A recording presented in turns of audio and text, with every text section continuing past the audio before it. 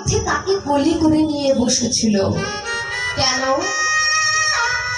কারণ তার পিসির একটা বড় আশীর্বাদ ছিল। তার পিসি আগুনের মধ্যে বসলে কখনো এই আগুনে তার পিসি পুড়ে যাবে না।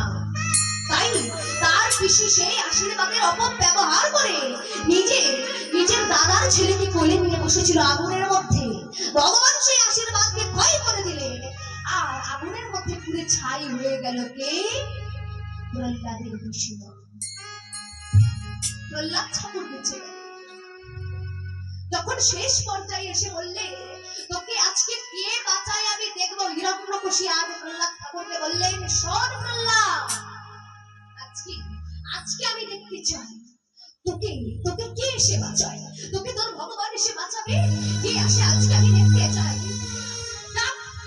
তোর ভগবান ছিল, আজকে তোর ভগবান যদি না এসে তোকে বাঁচায়, কেউ আমার হাত থেকে তোকে বাঁচাতে পারবে না।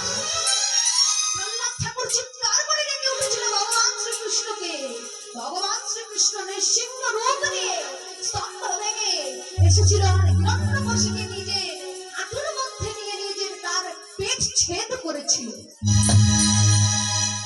নরসিংহ রূপ নিয়েছিল। ভগবান যুগে যুগে অবতারে অবতীর্ণ হয়েছে। ভগবান আছে, আপনি শুধু একটিবার চোখ খুলবেন।